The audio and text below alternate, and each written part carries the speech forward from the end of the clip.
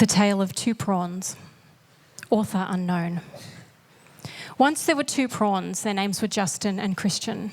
They were BFFs. They loved to swim in the ocean together, but they were deathly afraid of one thing: sharks, the natural enemy of the prawn. And one day they were swimming along and they came across a magical cod who said to them, "I will grant you one wish." Christian said, "I don't want anything to do with this," and off he swam. But Justin said, "You know what? I'm tired of living in fear. I want to be a shark." And the magical cod turned him into a shark. And Justin was so excited, he went straight to the closest family of sharks he could find. And he was like, "This is amazing. I am top dog now. I am the top of the food chain. I don't have to be afraid anymore." He's so excited. He swims straight back to Christian's house. He knocks on the door with his big sharky tail. Bang, bang, bang. And he says, "Christian, come out and have a look. I'm a shark." And Christian says, "Justin, don't you understand? You're my enemy now. We can't be friends anymore." And Justin realizes he's just lost his BFF, F forever. And so dejected, he swims back to these sharks. And as the weeks and the months go by, he realizes sharks are super boring. They're very dull, and he misses his friend Christian. And one day he comes across this magical cod again, and he's like, "Thank goodness." And he says to it, "Please, please, I don't want to be a shark anymore. Can you turn me back to what I was?" And the cod does. And he swims straight back to Christian's house. He's so excited. And he taps on the door with his little prawny tail, tap, tap, tap. And he says, "Christian, it's me. I'm back." And Christian says, "Justin, don't you remember? We can't be friends anymore. You're my enemy." And Justin says, No, you don't understand. I found cod. I'm a prawn again Christian."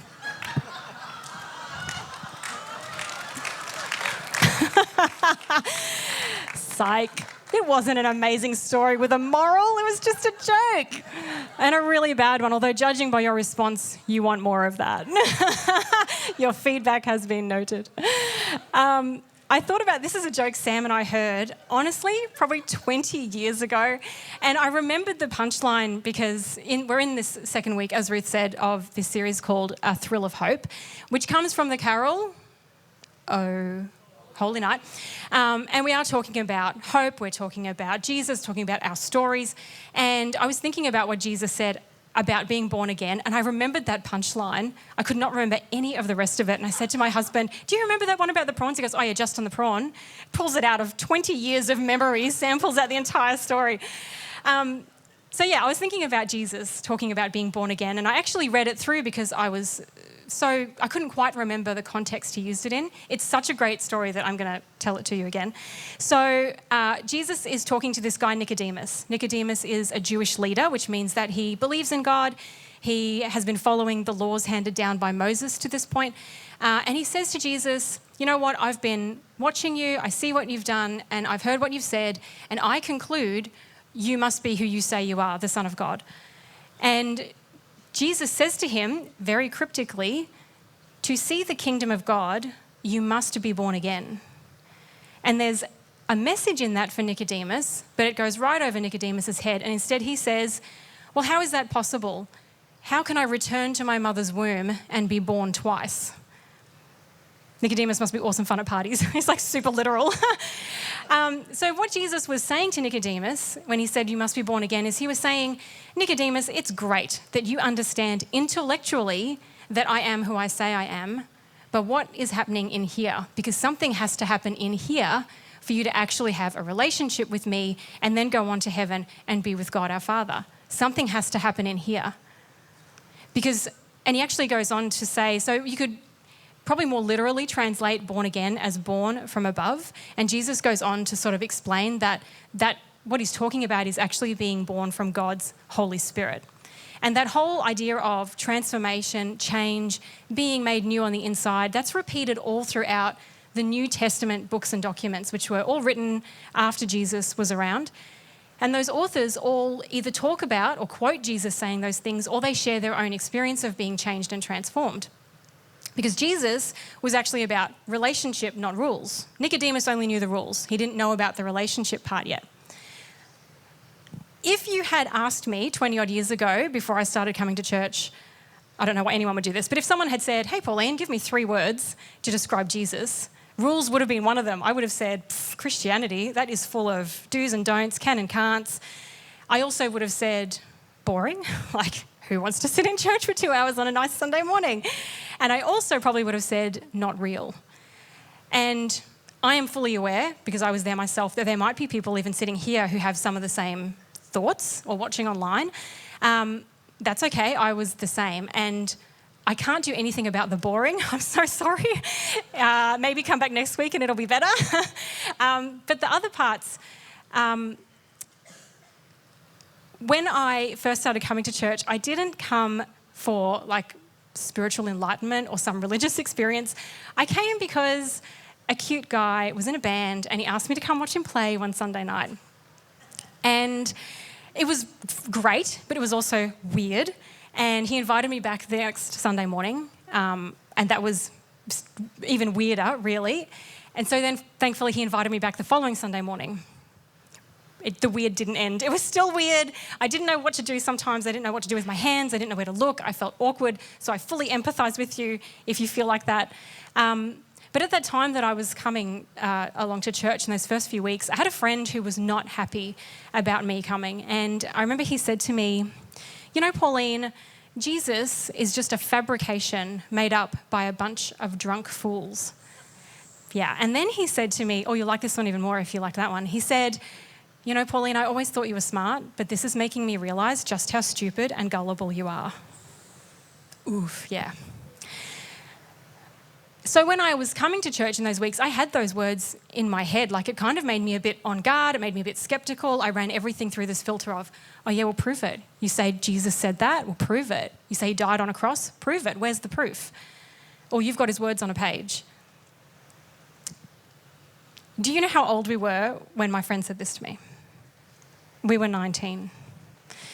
Do you think, and I mean absolutely no disrespect to any 19-year-old in the room, but do you think my 19-year-old friend in 1999, when we barely had internet, we had dial-up modems, we had about 5 websites and 4 of them were about cats, do you think that he was an expert in ancient Roman and Jewish theological texts? No, he was not. That's the answer. He was not. He had an opinion about it. He did not have the facts. If he did know the facts, he would know that actually amongst genuine historians, whether they are religious all the way through to atheist, anywhere in between, there is absolutely no doubt that a man named Jesus, who they called Christ, was born and died on earth around 2,000 odd years ago.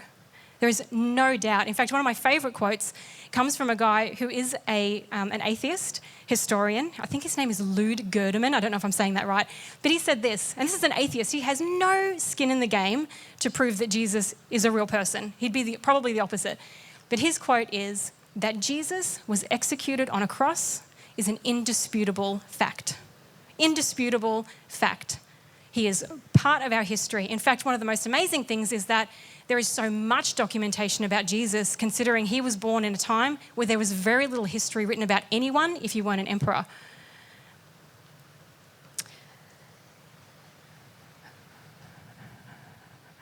So now that we know, we can kind of take away that question of, well, is Jesus real? If we can take that away, if we can be Nicodemus for a minute and go, okay, well, we can kind of assume that those people who know what they're talking about know that Jesus was a real person. He was really here. We don't have to feel foolish for saying, I believe Jesus was a real person.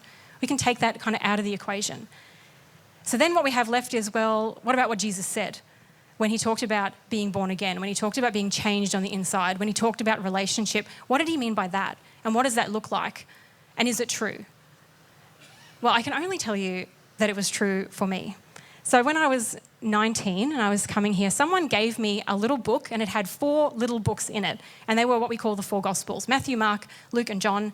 They are eyewitness accounts or recounts of Jesus and what he did, and some of them go through his whole life from start to finish. And I read this book and I was mostly reading it on my lunch breaks at work. And I'll be very honest, so much of it I didn't understand. Like, I'm reading these words and I had no context for what I was reading. The actual sentences themselves made no sense to me because they're concepts I didn't get. But weirdly, I started to really love my lunch breaks. I looked forward to those lunch breaks every day. It would be like 10 past 11 and I'd be going, oh yeah, that's good enough, let's go. And my half-hour lunch break would turn into an hour. And just something about that, reading those words, even if I didn't understand them, the anticipation of getting to read those words again every day, that was what I looked forward to. And I remember one time in particular, I used to go and read them at the pub. I worked at an IT company at Nerang. And I would go to the Nerang pub at lunch and I would get my food and I would sit there. And I remember one time in particular, I was sitting there just at this little table in the middle of the pub, me and my book, and all around me were these old guys drinking beer and playing Keno, and there's like scraping chairs and clinking glasses and noise everywhere. But I was reading these words, and I don't remember exactly what part I was up to, but it was Jesus talking to his friends. Something about it when I read it, that feeling that I had, that anticipation, it just changed, and I don't even have words for it. It just like it bloomed into something different, and it was just so... I actually do not have a word to describe it. It felt warm and it felt really different, and I remember thinking to myself so specifically, I want to meet this man. I want him to be standing right in front of me, and I want to see his face, and I don't even have to talk to him. I just want to look at him. And it was just such a profound sense of love for this man, words I didn't even understand. But Jesus was showing me who he was himself. He became real to me in that moment, sitting there in the pub as a 19-year-old. And as the weeks and the months and the years went on, now it's been nearly 23 years, and he has continued to change me and show me who he is, and he has spiritually transformed me, and he has changed who I am. I, at the time, was on a very destructive, terrible path, and I just knew I could not stay on that path. And even though I had tried to get out of that previously and hadn't been able to, I 100% had the courage and the ability to do it, because I knew that's exactly what that man Jesus would want me to do, my friend that I was reading about in these books. He changed my life, and I hope that today I am a better version of myself than I was then, because he has been changing me over the last 20 years. And if I had to describe, I can't, but if I had to describe my relationship with him in one word, it would be hope. Because I think especially over the last 10 years, I've had some of the worst moments of my life. I'm talking like, those rock bottom, on your knees kind of moments. I have never, ever doubted that Jesus would take me through it. My hope has always been in him. I've even had times, I probably shouldn't share this, but I will. Yeah, I'll say it. Sometimes when things are really bad, I have gotten mad at God, and I'll be like, why is this happening? What is going on? I have never been able to be mad at Jesus, ever. I can't, because he is the man with the kind face that I just want to see. That song, the line, A Thrill of Hope, comes from the song, Oh Holy Night. I know it's a beautiful song, big notes win votes and all that kind of stuff. Like, it is such a beautiful song, but the lyrics to that song are absolutely beautiful. They are poetry. And it is more than just a song about, oh, this is what happened when Jesus was born. It is such a celebration for a world that was waiting for hope. It needed it so badly, and that is what Jesus brought. And he didn't come down on this massive cloud of fire like an overlord throwing rules at us. He was born to two very young Jewish parents. He was a carpenter. And then he changed the world because he loved people so deeply and so differently and with so much compassion and so much grace. He gave people joy. He left hope everywhere he went. It is the greatest story of love, hope and grace the world has ever seen, and we are still talking about it and singing about it 2,000 years later, because that is the profound impact of that one man. And in that song it says, it's talking about our response too. What do we want to do in response to what Jesus did for us? And it says, let all within us praise his glorious name. Christ is the Lord. And then we're going to sing about his power and his glory forever. This morning, I'm going to do something a little bit different. I'm going to read you a story. It's a representation of someone who could have lived 2,000 years ago. And it's written from the point of view of you, as if you are the person in the story. It is a girl, so guys, we're just going to have to get on board with that. But I want you to sit back and listen to this. And, I know that it's a story 2,000 years old and that we live very differently today. Things are different. Our lives are different. But the thing is that humanity is still the same humanity. We're still the same people. We still have the same problems and the same lonelinesses and the same issues going on. We're still the same humanity that lived 2,000 years ago. And, maybe when I'm reading this story out to you, you might, if you've had an experience like mine, like Jesus changed me and my story, you might have had an experience like that. I hope that this helps you remember it. That would be awesome. If you've never had that, that is totally okay. Just sit back and listen to a story. That's fine. So I'm going to ask the lighting team to just bring the lights down. We're going to get a little bit of a vibe going.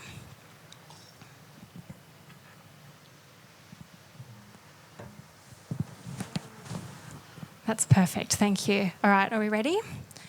Here we go. You are the sixth born of 7 children. Among you are 5 brothers and 1 sister. Like most other families you know, your home is a small 2-bedroom mud brick building with a wooden lean-to out the back for the animals. The poor lived further to the east and the rich lived on the hill. You lived somewhere in the middle. Your older sister was married off to a man when you were still young. Even though you were only a child, you still remember the day Serena left. You remember your mother weeping by the front door, how she lay on the bed in the back room for days, not speaking or eating. You didn't understand what was going on, but you remember her desperate weeping. You remember as Serena set off down the road with her new husband, your father discussing the transaction of her marriage to a friend of his. You heard him say, "Only one more and then I'm free of all these betrothal periods and searching for grooms. It'll be good to have the burden of her future off my back." You knew he was talking about you. It hurt more because you'd always thought your father to be a kind man, and he was, really. He smiled and laughed and sometimes rested his hand gently on your mother's lower back. You knew in your heart that your brothers were more important than you because they made the money, but it had never been said aloud. Your contribution was cooking and washing. No wonder they didn't value you. For the most part, your childhood was uneventful. You helped around the house and played outside with your friends. There was a boy your age you quite liked. He often shared bread with you. His mother was a gifted bread maker. He knew your favourite was the olive bread made with wheat instead of barley. He was kind and became a good friend. During the day, your brothers attended lessons, but you did chores instead. It was a wonder to you that your brothers could read. Those scribbles didn't make any sense at all. When you were 13, it was announced that you would marry a man named Habiah. While you wept on your bed, covering your face in cloth and saying, "No, no, no, please, Mama, let me stay here," your mother shushed you quietly through her own tears. "Your father says he's a good man," she said, voice quivering. "He's a lawyer. He'll keep you well. He has plenty of money and status." After the betrothal period, your things were packed and a short ceremony was performed.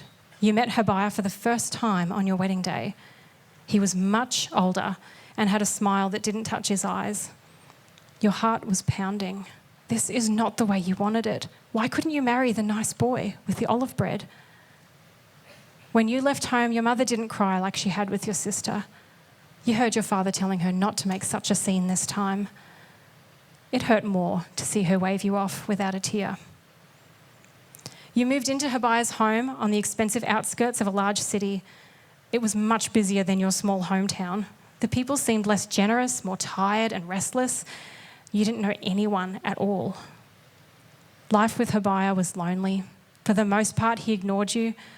After your abrupt initiation into married life, you were thankful for the solitude. You filled your days with chores the way you'd been taught. Habiah preferred to eat alone, which you were grateful for. He was rich, but he wasn't a good man. When he was with his friends, he was loud and raucous. They drank and gambled. You knew he brought other women into your home. When he did speak to you, it was to spit out commands or bellow about how you hadn't produced children yet. Months passed and the loneliness grew. But one day, while walking through the market district of the city, you saw a shop you'd never seen before. It was a small nook with rolls of vibrant cloth stacked outside. As you reverently touched some brilliant blue fabric, the seamstress appeared in the doorway and asked where you were from. As soon as you mentioned her buyer's name, she sighed. "Child," she said, "come in and have some tea." And a friendship was formed. Marisa had been a seamstress in the city for 50 years. She was ancient, but she was sprightly. Her eyes glittered as she talked. She often stretched out her hand to take yours, which reminded you of your mother. As you talked over many cups of tea, she would tell you about the Jewish scriptures. She quoted from a man named Isaiah, who was a prophet. You didn't know what a prophet was, or even what he was trying to say with his scriptures, but his words, they were like music. Marisa said that one day a man would come who would make it possible for us to go to a magical place called heaven where there was no pain or suffering. The tales were wonderful to listen to, an escape from the monotony and emptiness of your days. But they were only tales from an old religion. The following year, news erupted that Emperor Augustus had ordered a census. Everyone was to travel to their hometown to be counted as citizens. To you, this was good news. It was a relief to get away from the four walls of your home. Eager to go, you packed your things and set off for Habiah's hometown, Bethlehem. The journey by camel took almost 2 months, but you would have happily travelled 2 more. Seeing other travellers, talking around campfires, hearing their stories, looking up at countless stars, it was freedom. The streets of Bethlehem teemed with people, children, donkeys, camels, and dogs. It smelled of sweat, bread, and feces. The dust swirled everywhere, kicked up by thousands of feet, hooves, and wagons. Coughing and covering your watering eyes with a bright blue cloth gifted to you by Marisa, you caught snatches of conversation as your camel pushed through the throng. Where are all these people going to go? Oh, the traders will be pleased with this crowd.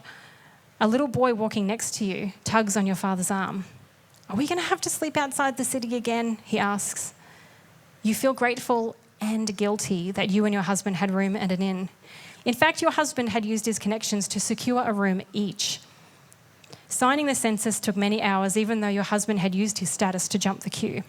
It was a hot and tiring ordeal. Once back in your room, you slept through the night without dreaming. And in the morning, you set off for home. But something was different this morning. Rather than the quiet bustle of people who had done their duty and were packing for home, there was a new stirring among the crowd. You looked around and saw people whispering and shrugging. Some were gesturing up to the sky with their hands. It was odd and unsettling. That night, as you made camp with several other travellers, a family invited you to sit by their campfire and eat with them.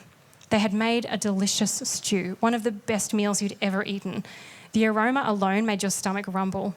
Maybe clear skies and shimmering stars made food taste better. As you eat, you realise the husband and wife are in the middle of a hushed but animated conversation, heads bowed toward each other. The mother glances at you and sees the question on your face. She turns to you, glancing around from the corner of her eye.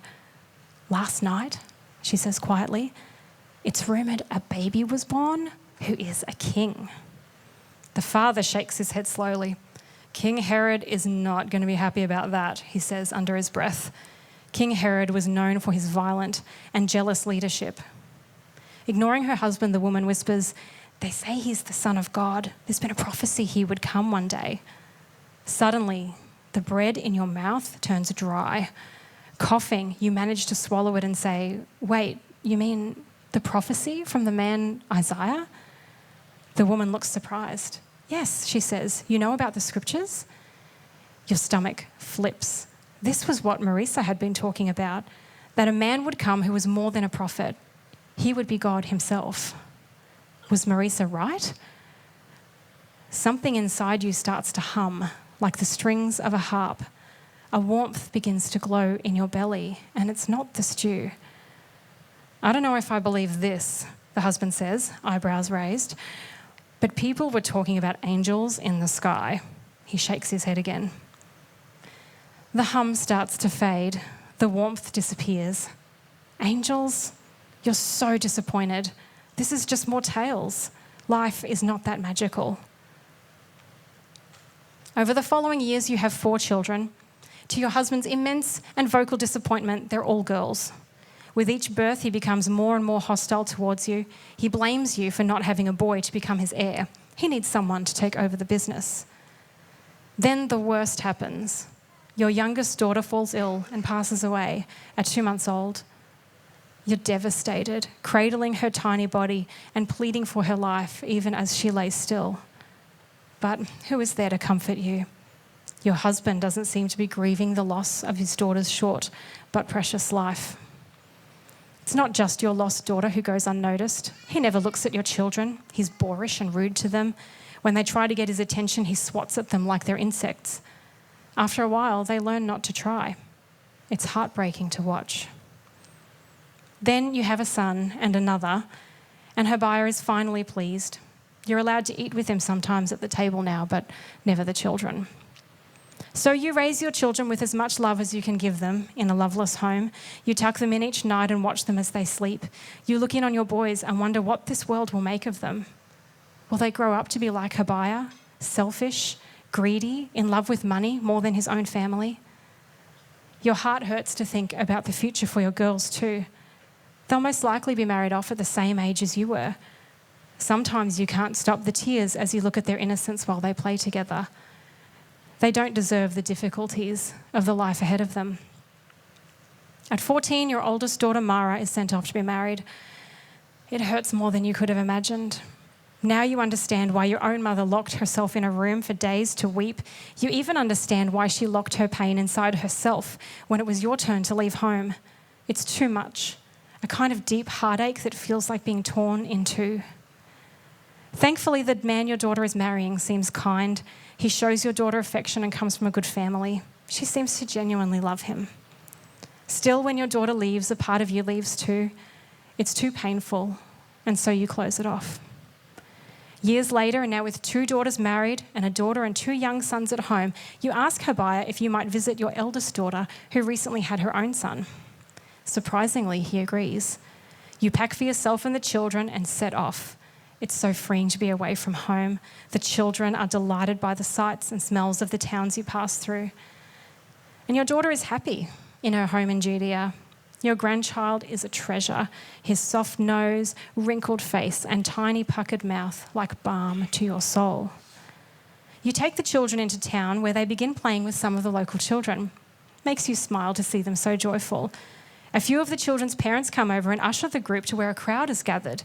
Your own children, aged only 12, 5 and 3, are swept up in the bustle. Concerned, you follow, only to see a man approach them.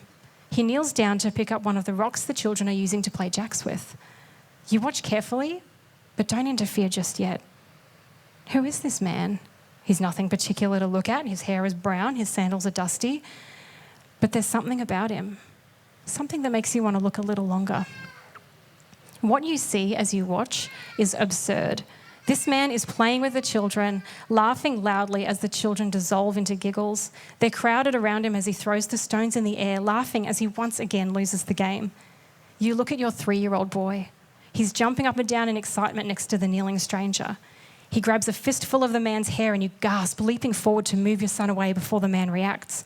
But before you get there, the stranger turns to tousle your son's hair, smiling at him with kind brown eyes. You stop. The children are still laughing. You can't take your eyes off your daughter and sons. Your quiet, reserved 5-year-old son rarely laughs. He only reserves his giggles for you when you're alone at bedtime and he asks for some tickles.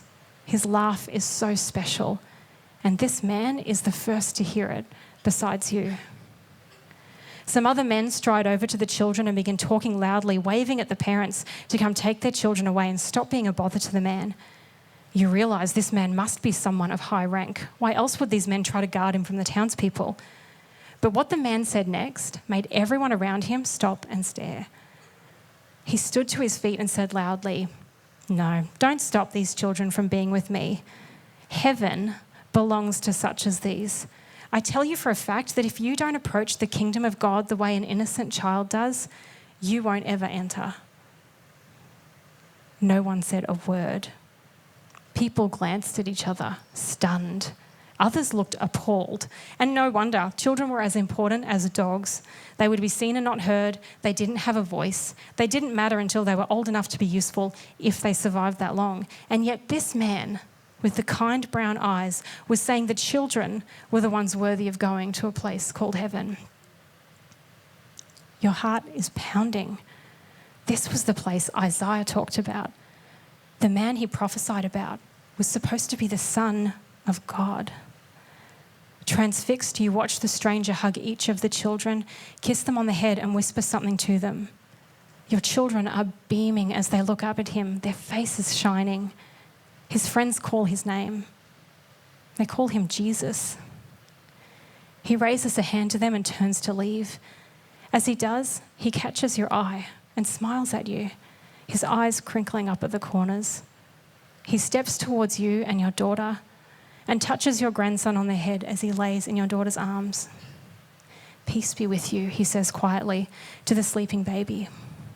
He nods at you slowly, eyes warm, as he turns to join his friends. His eyes hold a message just for you. You can hear it clearly in your heart. I am the way.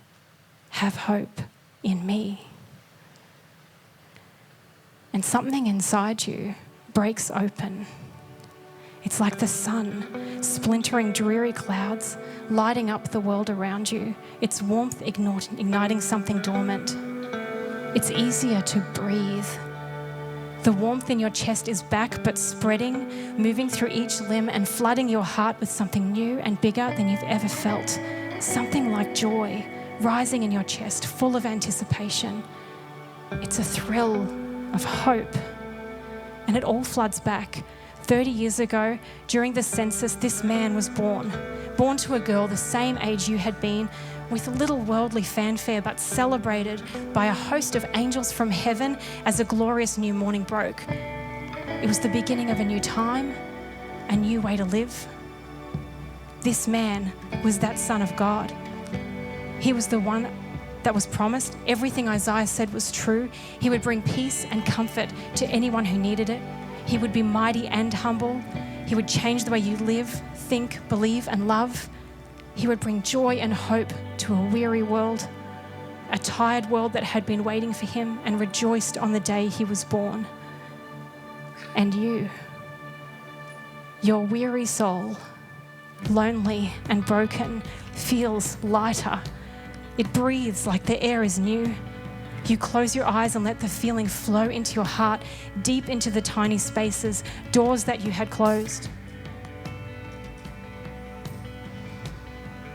Memories you had painfully tucked away. You'd been alone and hurt. You'd been used. People who should have loved you let you down. People who should have protected you left you to walk alone. You'd made mistakes. Unfair and tragic things had happened. There had been no promise of help or love or security. You had only yourself, trying to walk a straight path without a map in a world full of equally hurt and broken people. Until this man and his kind eyes and his words, I am the way, have hope in me. And for the first time, your soul felt the depth of its worth. You look at your daughter next to you and she is equally moved. Her eyes are bright with tears. Your tears fall down your cheeks and onto the dirt below, a soiled soul made clean. You look at your children still playing together. You see them with new eyes. A ripple of assurance flows over you. Your daughters will grow up to know their worth, to know they are loved without condition or obligation. Your sons will grow up to love others first. They will follow that man, Jesus. The man who would carry you through the troubles of life and be a sanctuary on even the darkest days. The man who is hope, who loves without prejudice, who has the grace to forgive our mistakes, the man who would change the world forever on a cross, who would be a pathway to a loving Father, who would be a brother and friend to everyone, including you. Especially you. Jesus, the man who was born, the Son of God for all humanity, on that night, divine.